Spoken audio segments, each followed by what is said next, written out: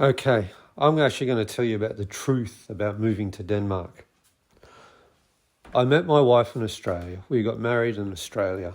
Okay, now if we're going to live in Australia, it's going to cost us thousands of dollars plus 2 years, none of which we wish we had. So we decided that we're going to move to Denmark. And this was in 1999. To move to Denmark, it cost us what? Under $100 Australian, and it only took a couple of weeks.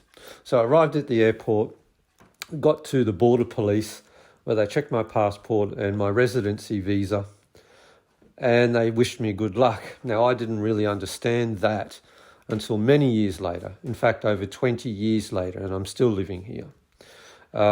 We moved into a small place. It's like a little fishing village down on the coast in Sjælland in the southwest. And we moved in September, which basically meant that autumn was falling into winter. And the days were getting darker, the nights are getting longer and colder. Everything was fairly depressing because there's no leaves on the trees. The only green you see is the grass. And sometimes it's covered in whatever, snow or whatever. That first winter, it didn't snow at all. It rained and rained and rained, and it was cold. After a while, just before Christmas, we moved into a much larger town not far away, and that was fine. It was going okay. I was coping rather badly with the winter, but it was okay. My wife got a job at a dental clinic, and she was basically supporting me. We were getting a little bit of money from the government, but it's not really a lot. So it was around 6 months of living in Denmark before I actually got to go to language school. Now, I was pretty stoked to going to language school because it meant that I could get out and socialise, because people don't really socialise all that much in the winter. They don't really go out, especially around my age.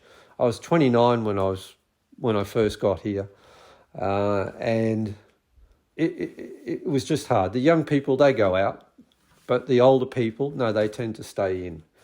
And when you don't know the language, it is a bit of a problem. But anyway, I go to start in language school. They give me an assessment to start with. So how much Danish language do you actually understand? And I failed dismally. I had basically what they say, the expectation of what an English speaker has in understanding Danish, which I think is probably virtually nothing, considering I actually moved to the country not understanding the people, the culture, the food, or any ethnic principles whatsoever.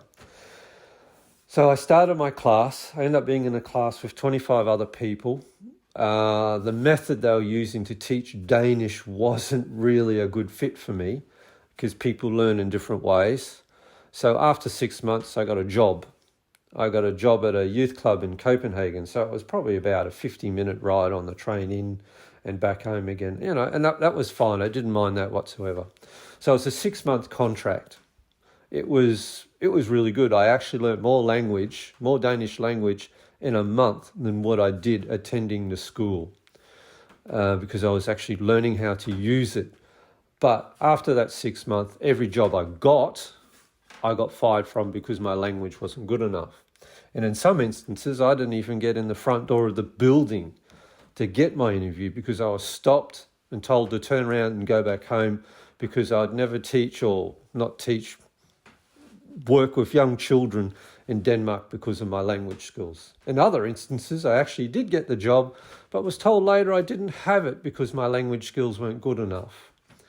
It was rather depressing and quite sad situations. So I went back to language school for another 2 years, and I got a job, and I still have that job today. So there is a silver lining in all this, is that it's language. Now, the funny thing is about the language in Denmark is that the Danes don't really care how well you know your language here. But as long as you use it and you'll make yourself understood. If you can go out and you can use it to order food, talk to people, anything, they'll accept you and they'll talk to you. They'll joke with you and treat you as one of them. But if you don't use their language and respect their language, well, they're not going to give you the time of day and you'll get a name for yourself.